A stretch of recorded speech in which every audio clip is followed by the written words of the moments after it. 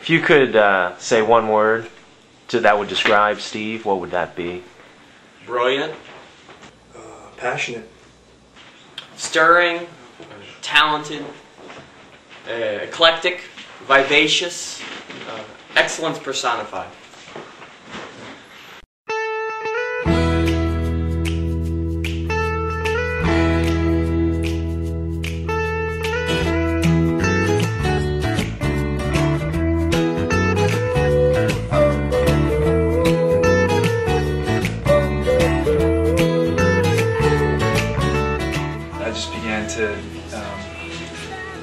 To see the pumpkin really as a way to express myself. Sometimes in the shower I think of stuff that comes out of nowhere, like what if the pumpkin was soap and I could just carve soap.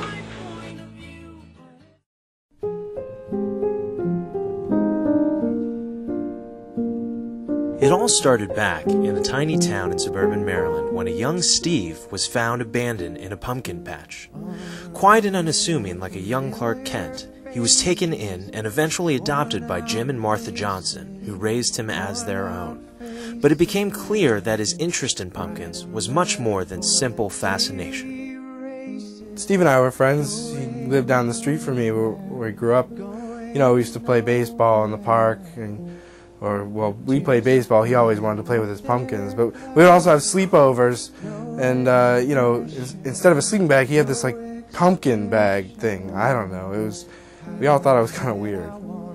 As his childhood progressed, Steve began to hone his craft, often carving works of art far beyond those of his peers. It was a time of limitless potential. He began to receive award after award, all recognizing his prodigious achievements. But inside, he felt completely misunderstood.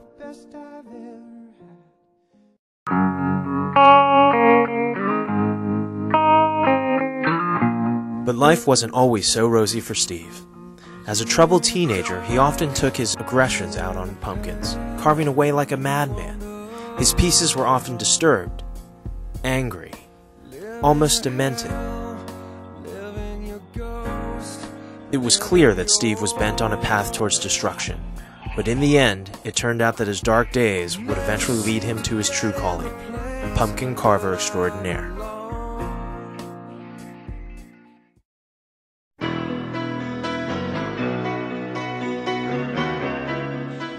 Sinot, that's our house. We decided to do a pumpkin together, all of us together. I guess I took the lead. I don't know why.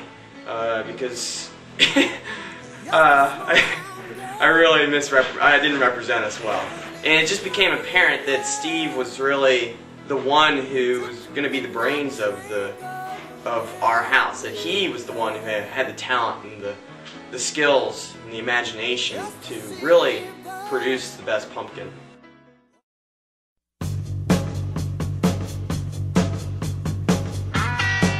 Kind of the sense of you're at a bonfire, and you know, you're able to just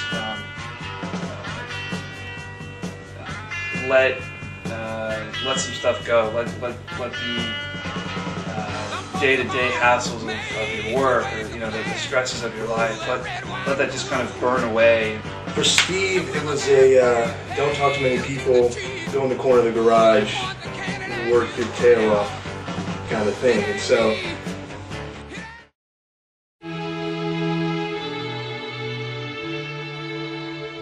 Boat Pumpkin, that was a special one. It really came from out of nowhere. I didn't know what I was doing at first.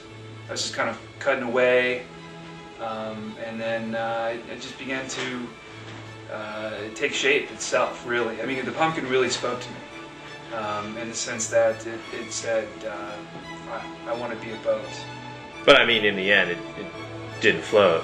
Well, you know, that's still questionable. In my opinion, I felt that for a fraction of a second it did float. So it really goes back to the definition of what you mean by float.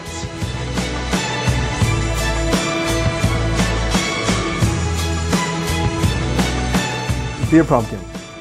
it was probably his biggest disappointment. Last year, he worked hard on it.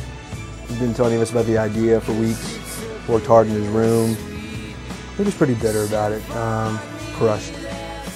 I think that he was runner-up for, what, the 3rd time in a row? That was pretty heartbreaking.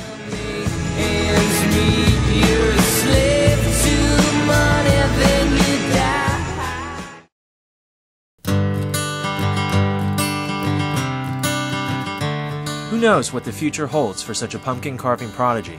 Rumors have surfaced about him going to China to teach a new generation of children, or starting a charity devoted to fostering pumpkin carving awareness.